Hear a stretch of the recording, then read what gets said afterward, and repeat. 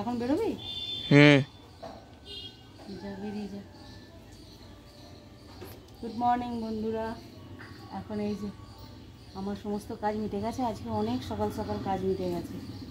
এখন কটা বাজে বলতো? 9টা হবে। 9টা বাজে। 9টার মধ্যে আমার স্নান মিটে গেছে। আজকে অনেক টাইম হাতে।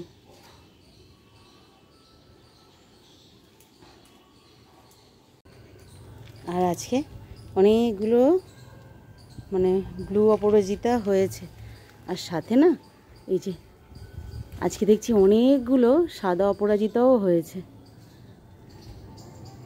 কি ভালো দেখতে লাগে সাদা অপরাজিতাগুলোকেও। অনেক দিন পর আজকে এতগুলো হয়েছে। অন্যদিন হয় একটা দুটো পাই, কিন্তু এবারে অনেকগুলোই হয়েছে। দেখো কি ভালো দেখতে লাগে এই ফুলগুলো। চলো, আজকে যাচ্ছে ওর বাবার কাছে। এখন একটুখানি কাজ আছে, তাই যাচ্ছে। টাটা। অন্যদিন পড়াশোনা থাকে বলে ওর বাবা কিছু বলে না। আজকে যেহেতু আর পড়াশোনার কোনো পাঠ নেই, ছুটি পড়ে গেছে, তাই জন্য বললো যে কেন শুধু বাড়িতে বসে থাকবি, চলে আয়। একদিকে ভালোই করেছে, ডেকেছে জানো তো। ওই মোবাইল দেখবে আর কিচ্ছু না, শুয়ে বসে শুধু সারাক্ষণ মোবাইল দেখবে, এই করে বেলা 12টা বাজিয়ে দেবে। তো তার জন্যই ওর বাবা ডেকে নিয়ে গেছে। খুব ভালো হয়েছে। মাঝে মধ্যে একটুখানি কাজের সঙ্গে যুক্ত থাকা ভালো। সবসময় খেলাধুলা করলে হয়? আর এখনকার মানে আগেকার মতো তো আর এখন সেই সব খেলা নেই যে বন্ধুদের সঙ্গে একটুখানি খেলা করলো কি কিছু, সেসব এখন আর নেই। এখন ওই মোবাইল, যে যার মোবাইল নিয়ে বসে পড়লো, ব্যাস এই হলো ওদের খেলাধুলা কাজকর্ম। মোবাইল খেলা আর এই হচ্ছে আর একটা ওদের কাজ, বুঝতে পারলে? এই কি মাছ কি জানি, চোখ কান নাক কিছুই বোঝা যাচ্ছে না, অরেঞ্জ আর অরেঞ্জ। তোমরা মনে হয় লাল দেখতে পাচ্ছ। এইগুলোকে আজকে নিয়ে এসে এরকম ড্রামের মধ্যে ছেড়ে রেখেছে। এইগুলোকে আবার কি করবে, তারপর এইখানে চালান করবে, বুঝতে পারলে? ওদের সারাদিন এইসব কাজ নিয়েই ব্যস্ত থাকে। আর এই সবে ভাতের জল চাপালাম, আর ডাল হবে। আজকে কর্তামশাই বাজার থেকে এনেছিল একটা আমটা কিন্তু খুব একটা টক না জানো তো। এখন হবে আমের ডাল। আর এইসব বাজার নিয়ে এসেছে কাঁকরোল, শসা, গাজর আর হচ্ছে লেবু। আর আজকে পটল দিয়ে বানাবো চিংড়ি মাছ।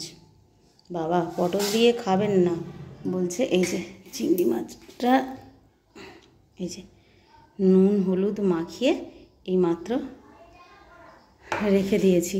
আর এখন বলছে পটল দিয়ে খাবো না। আর এই বড় চিংড়ি মাছ বাড়িতে নিয়ে এলেই না মালাইকারির বায়না সব্বাই। কি কর্তামশাই কি আমার ছেলেরা সববার ওদের মালাইকারি চাই। আজকে আমি মালাইকারি করতে পারবোই না। একদিন একটু সকাল সকাল কাজ মিটেছে তো সেদিনকেও ছাড়ছিলেন নেই, আমি পারবো না বলে নারকেল ওখানে পড়েই আছে, আমি কাটিনি। আমি বলি না আজকে আমি পটল দিয়েই বানাবো। বলছে পটল দিয়ে ছোট চিংড়ি মাছ খায়। বলছে আজকে বড় চিংড়ি মাছটা খেয়ে দেখ, যদি বলিস খারাপ হয়েছে তারপরের দিন থেকে তুই যতবারই চিংড়ি মাছ এবারে নিয়ে আসবি মালাইকারিই হবে। আর আমাদের প্রথম থেকেই এই বড় চিংড়ি মাছ নিয়ে আসা মানেই মালাইকারি, আর কিচ্ছু রেসিপি হবে না চিংড়ি মাছ দিয়ে। আজকে একদম আমি পারবোই না করতে, এরকম বলে দিয়েছি। তাই ইচ্ছা, তোমার যেটা ইচ্ছা সেটাই বানাও। যাকে ধন্যবাদ। এখন ওই সবজি টবজি নিয়ে বসেছি, আগে কেটে কুচিয়ে নিই। এদিকে ভাত বসিয়ে দিয়েছি আর একদিকে মুসুর ডাল সিদ্ধ হচ্ছে, ওই টক ডালটা বানাবো বলে। চলো এবারে সবাই খেতে বসে পড়েছি। আর এদিকে রান্নাবান্নাও কমপ্লিট। এখানে এই যে স্যালাড কেটে নিয়েছি। আজকে পেঁয়াজ আর কাটিনি জানো, ওই টকের ডাল করেছি বলে আর কাঁচা পেঁয়াজটা কাটলাম না। এই যে আমডাল, অসময়ের আমডাল আজকে। আর এটা এক্সট্রা হয়ে গেল, এটা হচ্ছে লোটে মাছ। ভেবেছিলাম করব না, কিন্তু নিয়ে এসেছে যা করলে আমি ভাবলাম যে আজকে করে ফেলি। আর এই যে এই হচ্ছে পটল আর চিংড়ি, যেটা মালাইকারির পরিবর্তে এইটা হয়েছে।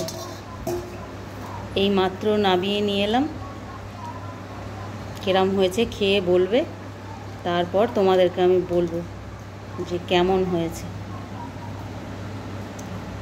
বাড়িতে ফিরেও সেই একই কথা, যে সত্যি তুমি মালাইকারি করবে না বলেছো, মালাইকারি করলেই না, যে না আমি আজকে মালাইকারি করিনি, আজকে পটল দিয়ে খেয়ে দেখো না কেমন হয়। এরপর দিন যখন চিংড়ি মাছ নিয়ে আসবে তখন মালাইকারি করে দেবে। দেখে বলছে মনে হচ্ছে তো খেতে ভালো হয়েছে। হ্যাঁ ঠিক আছে, দেখে তো বললে হবে না, খেয়ে টেস্ট করে বলতে হবে কেমন হয়েছে। তো চলো এখন দুপুরের খাওয়া দাওয়াটা করে নিই। আমাদের এখানে আবার ঝমঝমিয়ে জোর বৃষ্টি চলে এসেছে। এখন কি সারাক্ষণ রোদ্দুর হলো গো সকাল থেকে, আর এখন এই খেতে বসেছি আর একেবারে ঝমঝমিয়ে বৃষ্টি হচ্ছে। পুজোর সময় বাচ্চাগুলো সব থেকে বেশি কষ্ট, আমাদের বাইরে বেরোনো যা না বেরোনো তাই, কিন্তু ওদেরকে কি করে বলো তো, বলি যে ঠাকুর দেখতে যেতে হবে না কি কিছু করার নেই, যেরকম পরিস্থিতি সেরকম মানিয়ে নিতে হবে, তাই না। এখন সন্ধ্যাবেলা চাটা খাওয়া হলো, আর এই যে দুই ছেলে বন্ধুদের সঙ্গে যাচ্ছে ওদের ঠাকুর দেখতে, এই এখন সন্ধ্যের সময়। আর আমার ওই যে টিভিতে ঠাকুর দেখা চলছে। সন্ধ্যেবেলা ছেলেরা বন্ধুদের সঙ্গে বেরিয়ে গেছে, আর আমি এখন কি করব। হ্যাঁ ও ফোন করেছিল, আমি এখন আর একা বসে কি করব, কর্তামশাই তো যাবে ওর এলাকায়, কাজকর্ম আছে, তো আমাকে বললো হ্যাঁ তুমি একা বসে থাকবে কেন, তো চলো। আমিও তাই জন্য ভাবলাম যে একটুখানি রেডি হয়ে বেরিয়ে যাই, যাবো এখন বেগরিতে, চলো একটু ঘুরে আসি। আমাকে নাহলে অনেকক্ষণ একা বসে থাকতে হবে, ওরও কাজ আছে, আর ছেলেরাও কখন ফিরবে তার কোনো ঠিক নেই, টিভি চালিয়ে কতক্ষণ দেখবো, তো ভাবলাম চলো ঘুরে আসি। আপনাদের তারপর ভালো লাগা, যদি ভালো লেগে থাকে আজকের এই উপস্থাপনা, তাহলে এই ছোট্ট ছোট্ট ক্ষুদে শিল্পীদের আশীর্বাদ স্বরূপ একটু জোরে করতালি হোক, কারণ আগামী দিনে ওদেরকে নিয়ে অনেক দূর এগোনোর স্বপ্ন দেখছি। আপনাদের আশীর্বাদ, আপনাদের পাশে থাকুন, যদি আমাদের সাথে থাকেন তাহলে অবশ্যই আমার এই ছোট ক্ষুদে শিল্পীদের যারা এখনও প্যান্ডেলের কাজ হচ্ছে, তবুও যাওয়ার পথে যেকালে দেখতে পেলাম, এবার নেমে দেখে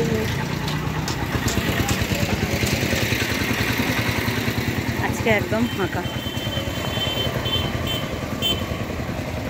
কালকে থেকে আর এখানে ঢোকা যাবে না। দাঁড়াও তোমাদের প্যান্ডেলটা দেখাই, খুব সুন্দর করেছে একদম, দেখো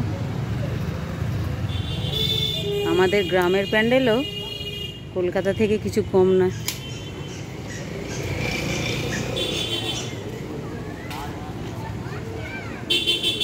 এখনো প্যান্ডেলের কাজ হচ্ছে,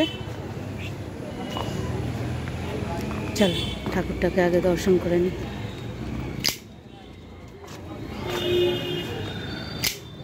সুন্দর প্যান্ডেলটা হয়েছে সত্যি।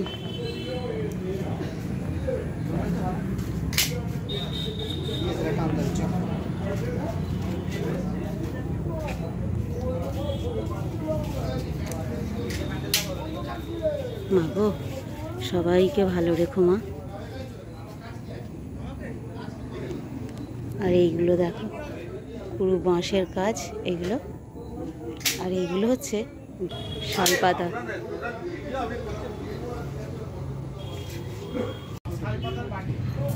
আজকে একদম ফাঁকা, আর কালকে থেকে একদম এখানে ঢোকা যাবে না, তখন লাইন দিয়ে ঠাকুর দর্শন করতে হবে।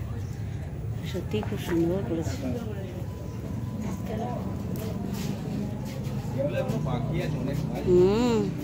কাজ তো এখনো হচ্ছে, খুব সুন্দর করেছে।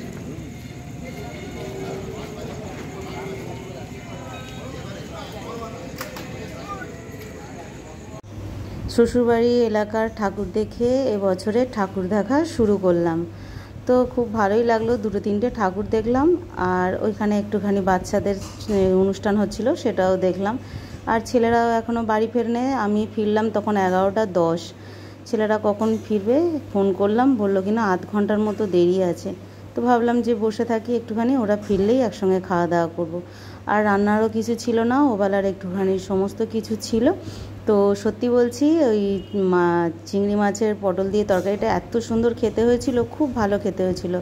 তোমরাও একবার ওরকম করে খেয়ে দেখো, যাদের বাড়িতে ওই মালাইকারি করে ঝামেলা হয় তারা এরকমভাবে একবার রান্না করে খাইয়ে দেখতে পারো, সত্যিই খুব ভালো খেতে হয়েছিল। আর সমস্ত কিছু আছে বলেই আর কিছু করতে হয় না।